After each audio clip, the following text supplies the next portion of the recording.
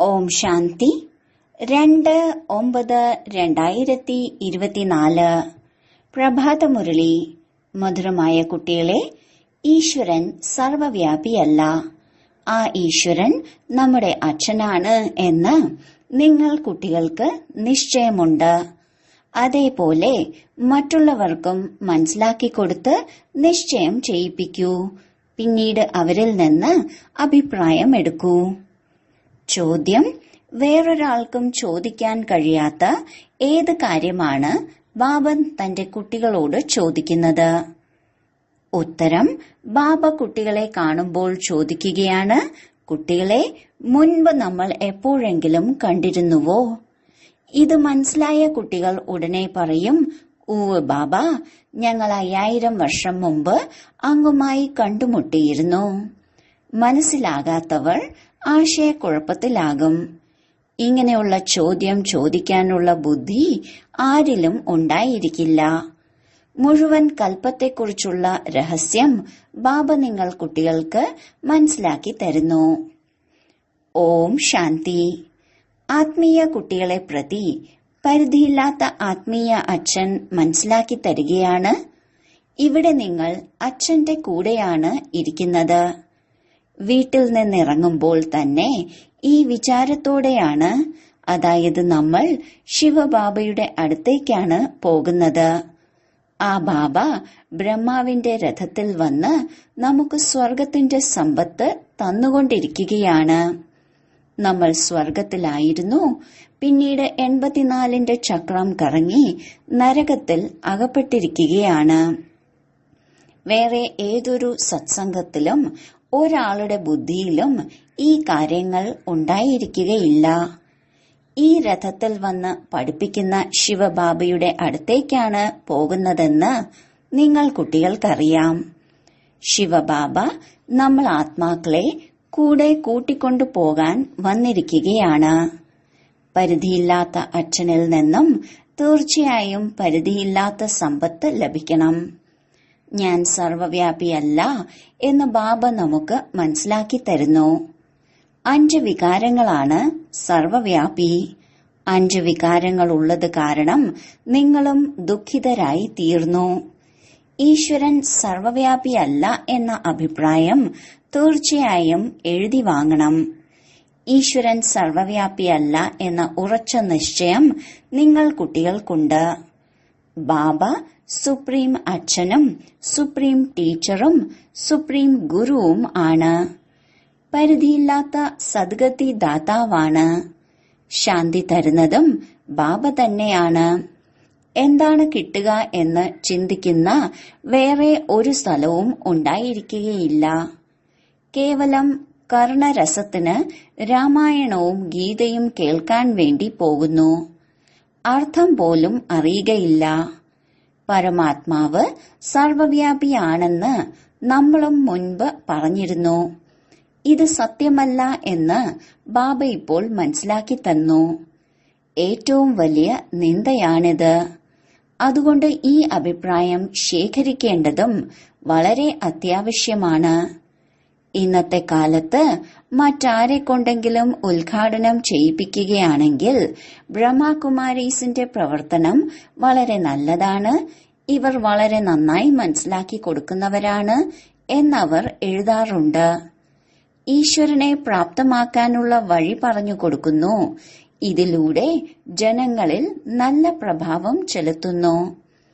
ഈശ്വരൻ സർവവ്യാപിയാണ് എന്നുള്ളത് വളരെ വലിയ തെറ്റാണ് എന്ന അഭിപ്രായം എഴുതി തരണം എന്ന് വേറെ ഒരു മനുഷ്യനും പറയുകയില്ല. ഈശ്വരൻ അച്ഛനും ടീച്ചറും ഗുരുവുമാണ്. ഇതാണ് ഒന്നാമത്തെ മുഖ്യമായ കാര്യം. രണ്ടാമതായി അഭിപ്രായമെടുക്കണം.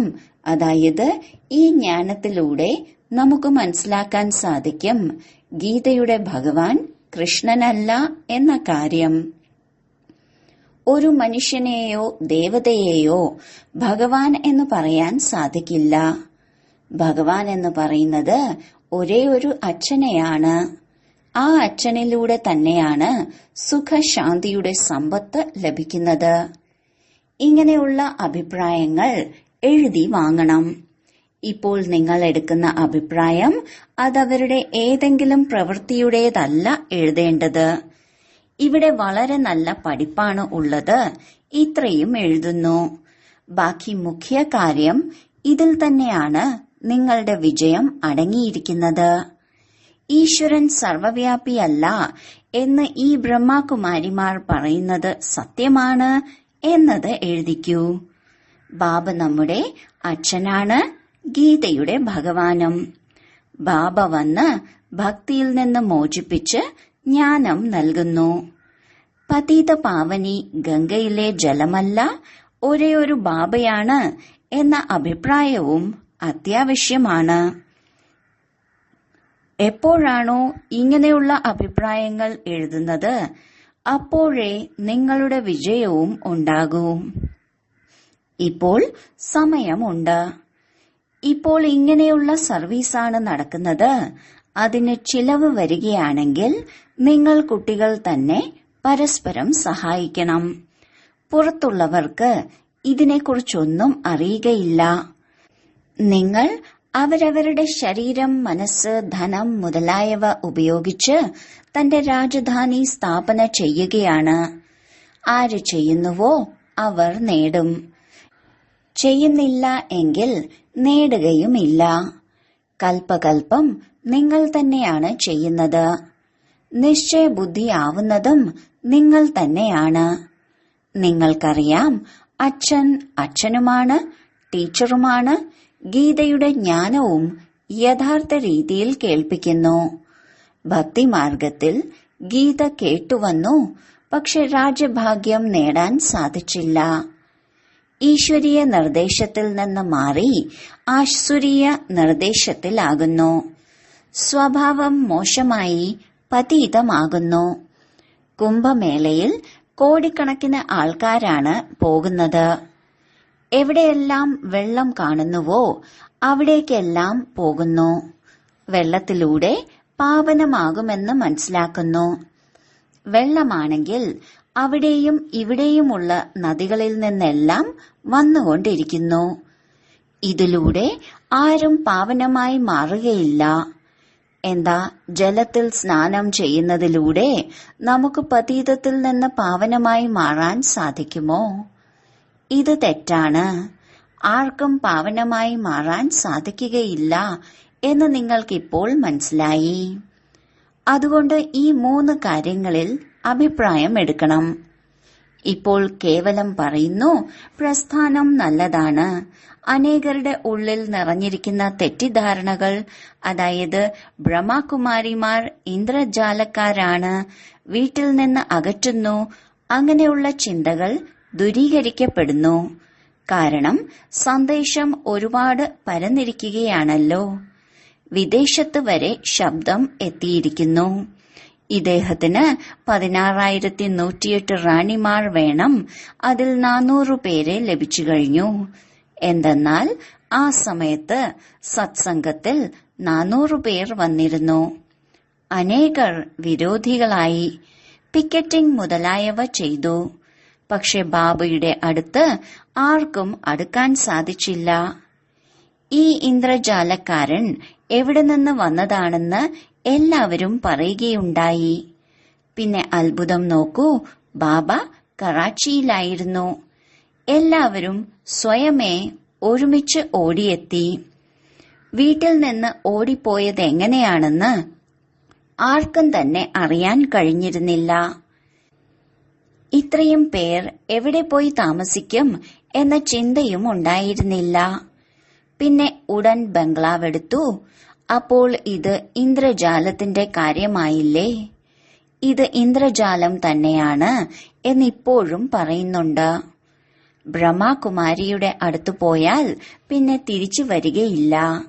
ഇവർ സ്ത്രീ പുരുഷന്മാരെ സഹോദരീ സഹോദരനാക്കി മാറ്റും. പിന്നീട് തിരിച്ചു വരികയില്ല. ഇപ്പോൾ പ്രദർശിനി കണ്ട് എന്തെല്ലാം കാര്യങ്ങൾ ബുദ്ധിയിലുണ്ടായിരുന്നോ അതെല്ലാം ഇല്ലാതാകുന്നു. ബാക്കി ബാബ എന്തഭിപ്രായമാണോ ആഗ്രഹിക്കുന്നത് അതാരും എഴുതുകയും ഇല്ല. ഗീതയുടെ ഭഗവാൻ കൃഷ്ണനല്ല എന്ന അഭിപ്രായമാണ് ബാബയ്ക്ക് ആവശ്യം. കൃഷ്ണ ഭഗവാനു വാച എന്നാണ് എല്ലാവരും മനസ്സിലാക്കിയിരിക്കുന്നത്. എന്നാൽ കൃഷ്ണൻ പൂർണമായും 84 ജന്മം എടുക്കുന്നുണ്ട്. പുനർജന്മരഹിതനാണ് ശിവബാബ. അതുകൊണ്ട് ഇതിലും അനേകരുടെ അഭിപ്രായം ആവശ്യമാണ്. ഗീത കേൾക്കുന്നവരായി അനേകം പേരുണ്ട്. എന്നാൽ ഗീതയുടെ ഭഗവാൻ പരമപിത പരമാത്മാ ശിവനാണെന്ന കാര്യം പത്രങ്ങളിലും വരാൻ തുടങ്ങിയിട്ടുണ്ട്. ആ ബാബ തന്നെയാണ് ടീച്ചറും സർവരുടെയും സദ്ഗതി ദാതാവും. കേവലം ബാബയിലൂടെ മാത്രമേ സുഖശാന്തിയുടെ സമ്പത്ത് ലഭിക്കുകയുള്ളൂ. ബാക്കി ഇപ്പോൾ പരിശ്രമത്തിലൂടെയും ഉദ്ഘാടനം ചെയ്യിപ്പിക്കുന്നതിലൂടെയും മനുഷ്യരുടെ തെറ്റിദ്ധാരണ മാറ്റാൻ സാധിക്കും. നല്ല രീതിയിൽ മനസ്സിലാക്കി കൊടുക്കാനും സാധിക്കും. ബാബ എന്താണോ പറയുന്നത് അതുപോലുള്ള അഭിപ്രായം എഴുതണം. ഇതാണ് പ്രധാന അഭിപ്രായം. ബാക്കി കേവലം ഈ സ്ഥാപനം നല്ലതാണ് എന്ന് അഭിപ്രായപ്പെടുന്നു. ഇതുകൊണ്ട് എന്ത് കാര്യം?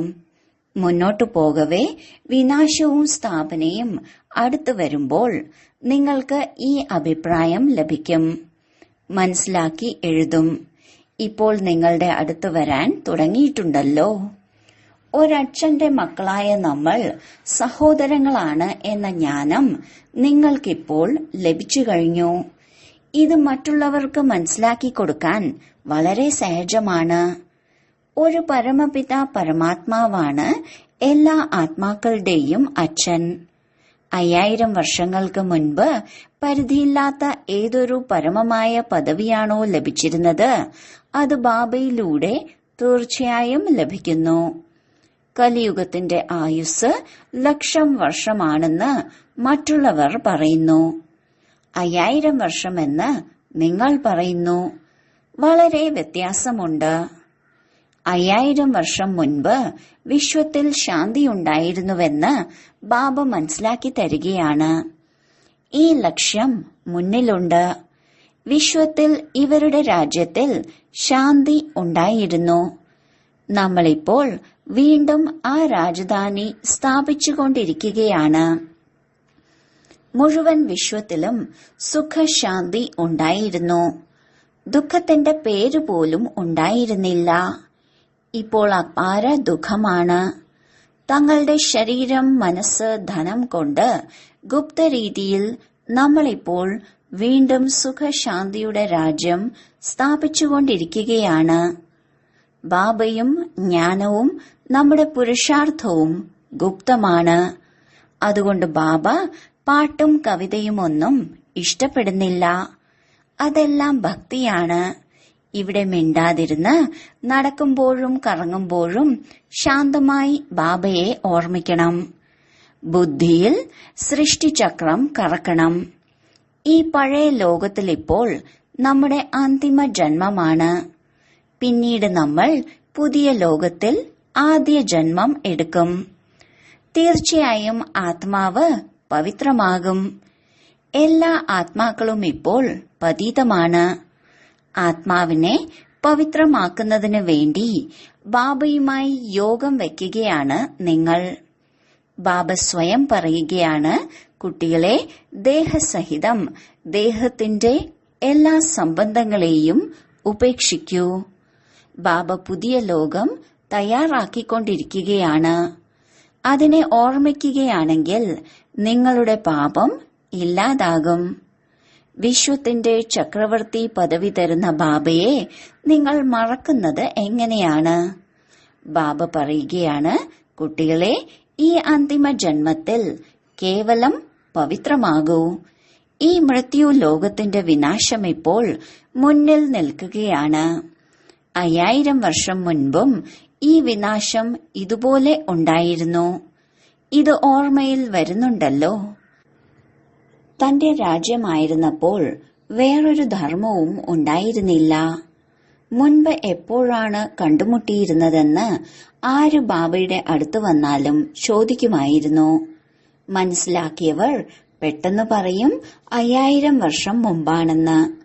ചില പുതിയ ആളുകൾ വരികയാണെങ്കിൽ ആശയക്കുഴപ്പത്തിലാകും. ബ്രാഹ്മണി മനസ്സിലാക്കി കൊടുത്തില്ല എന്ന് ബാബ മനസ്സിലാക്കുന്നു. ഓർമ്മ വരുന്നുണ്ടോ എന്ന് ചിന്തിക്കാൻ പറയും. അപ്പോൾ ഓർമ്മ വരും. ഈ കാര്യം വേറെ ഒരാൾക്കും ചോദിക്കാൻ സാധിക്കില്ല. ചോദിക്കാനുള്ള ബുദ്ധി തോന്നില്ല. ഈ കാര്യങ്ങളിൽ നിന്ന് എന്താണ് മനസ്സിലായത്?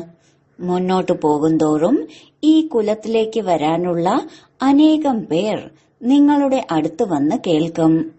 തീർച്ചയായും ലോകം മാറുക തന്നെ വേണം. ചക്രത്തിന്റെ രഹസ്യവും മനസ്സിലാക്കി കൊടുക്കണം. ഈ പഴയ ലോകത്തെ മറക്കൂ. ഇപ്പോൾ പുതിയ ലോകത്തിലേക്ക് പോകണം. അച്ഛൻ പുതിയ കെട്ടിടം ഉണ്ടാക്കുകയാണെങ്കിൽ ബുദ്ധി അവിടേക്ക് പോകുന്നു. പിന്നീട് പഴയ വീടിനോട് മമത്വം വെക്കരുത്. പരിധിയില്ലാത്ത കാര്യമാണിത്. ബാബ സ്വർഗമാകുന്ന പുതിയ ലോകം സ്ഥാപിച്ചുകൊണ്ടിരിക്കുകയാണ്. അതുകൊണ്ടിപ്പോൾ ഈ പഴയ ലോകത്തെ കണ്ടിട്ടും കാണാതിരിക്കണം. പുതിയ ലോകത്തോട് മമത്വം വയ്ക്കൂ. ഈ പഴയ ലോകത്തിൽ നിന്നും വൈരാഗ്യവും. മറ്റുള്ള സന്യാസിമാർ ഹഠയോഗത്തിലൂടെ പരിധിയുള്ളതിനെ സന്യാസം ചെയ്ത് കാട്ടിൽ പോയി ഇരിക്കുന്നു. അഗാധമായ ദുഃഖം തരുന്ന ഈ മുഴുവൻ പഴയ ലോകത്തോടുമുള്ള വൈരാഗ്യമാണ് നിങ്ങളുടേത്. പുതിയ സത്യുഗി ലോകത്തിൽ അപാര സുഖമുള്ളതുകൊണ്ട് തീർച്ചയായും ആ ലോകത്തെ ഓർമ്മിക്കണം.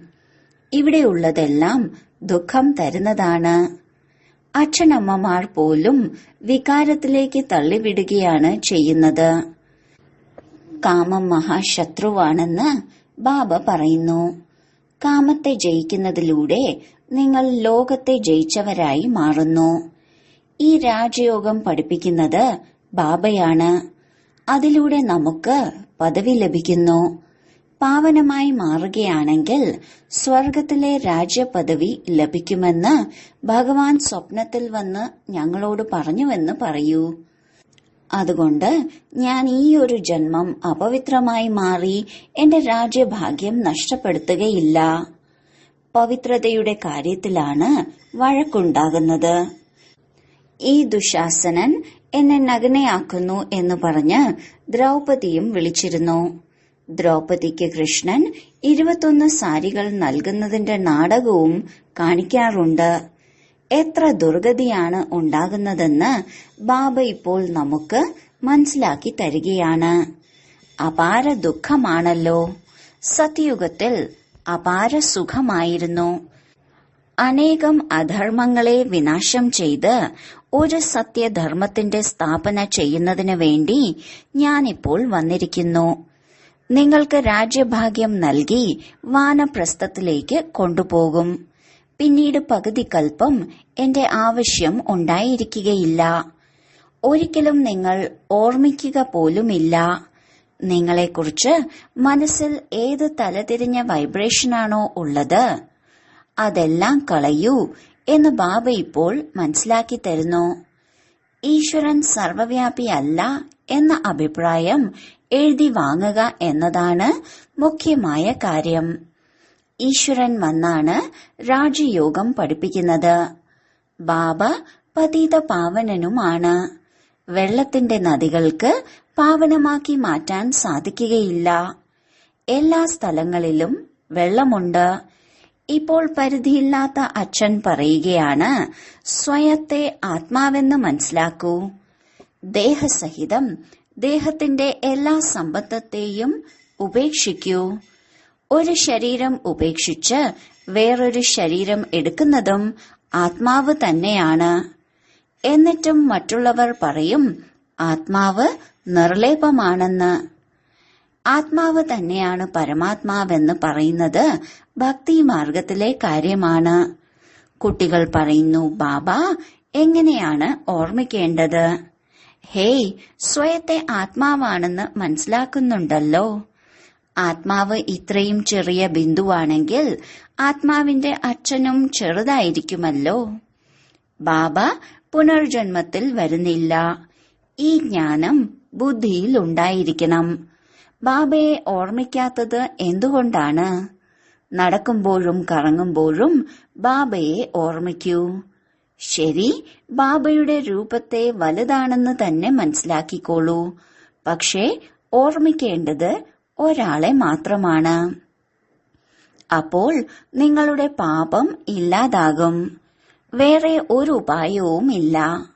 ബാബ, അങ്ങയുടെ ഓർമ്മയിലൂടെ ഞങ്ങൾ പവിത്രമായി മാറി പവിത്ര ലോകത്തിന്റെ, വിശ്വത്തിന്റെ അധികാരിയായി മാറുമെങ്കിൽ ഓർമ്മിക്കാതിരിക്കുന്നതെങ്ങനെ എന്ന് മനസ്സിലാക്കിയവർ പറയും. പരസ്പരവും ഓർമ്മിപ്പിക്കണം, എങ്കിൽ പാപം ഇല്ലാതാകും. ശരി, വളരെ കാലത്തെ വേർപാടിനു ശേഷം തിരിച്ചു കിട്ടിയ മധുരമധുരമായ കുട്ടികളെ പ്രതി മാതാവും പിതാവുമായ ബാബ്ദാദയുടെ സ്നേഹസ്മരണയും പുലർക്കാല വന്ദനവും. ആത്മീയ അച്ഛന്റെ ആത്മീയ കുട്ടികൾക്ക് നമസ്കാരം. ധാരണയ്ക്കുള്ള മുഖ്യസാരം: 1. ബാബയും ജ്ഞാനവും ഗുപ്തമെന്നതുപോലെ പുരുഷാർത്ഥവും ഗുപ്തമായിരിക്കണം. പാട്ടും കവിതകൾക്കും പകരം നിശബ്ദമായിരിക്കുന്നതാണ് നല്ലത്. നടക്കുമ്പോഴും കറങ്ങുമ്പോഴും ശാന്തമായി ബാബയെ ഓർമ്മിക്കണം. 2. പഴയ ലോകം മാറിക്കൊണ്ടിരിക്കുകയാണ്. അതുകൊണ്ട് ഇതിൽ നിന്നും മമത്വം ഇല്ലാതാക്കണം. ഇതിനെ കണ്ടിട്ടും കാണാതിരിക്കണം. ബുദ്ധി പുതിയ ലോകത്തായിരിക്കണം. വരദാനം: ബ്രാഹ്മണ ജീവിതത്തിന്റെ വിശേഷതയെ സ്വാഭാവിക സ്വഭാവമാക്കുന്ന സഹജ പുരുഷാർത്ഥിയായി ഭവിക്കട്ടെ. ബ്രാഹ്മണ ജന്മവും വിശേഷപ്പെട്ടതാണ്. ബ്രാഹ്മണ ധർമ്മവും കർമ്മവും വിശേഷപ്പെട്ടതാണ്. അതായത് സർവശ്രേഷ്ഠമാണ്. എന്തുകൊണ്ടെന്നാൽ ബ്രാഹ്മണർ കർമ്മത്തിൽ പിന്തുടരുന്നത് സാകാര ബ്രഹ്മബാബയെയാണ്. അതിനാൽ ബ്രാഹ്മണരുടെ സ്വഭാവം തന്നെ വിശേഷപ്പെട്ടതാണ്. സാധാരണമായതോ മായാവി സ്വഭാവമോ ബ്രാഹ്മണരുടെ സ്വഭാവമല്ല. കേവലം ഇത് സ്മൃതി സ്വരൂപത്തിൽ ഇരിക്കണം. അതായത് ഞാൻ വിശേഷാത്മാവാണ്. ഈ സ്വഭാവം എപ്പോൾ സ്വാഭാവിക സ്വഭാവമാകുന്നുവോ അപ്പോൾ ബാബയ്ക്ക് സമാനമാവുക സഹജമായ അനുഭവം ചെയ്യും. സ്മൃതി സ്വരൂപമാകുന്നതിനോടൊപ്പം ശക്തിശാലി സ്വരൂപവുമായി മാറും. ഇതുതന്നെയാണ് സഹജമായ പുരുഷാർത്ഥം. സ്ലോഗൻ: പവിത്രതയുടെയും ശാന്തിയുടെയും ലൈറ്റ് 4 ഭാഗത്തേക്കും പരത്തുന്നവർ തന്നെയാണ് ലൈറ്റ് ഹൌസ്. ഓം ശാന്തി.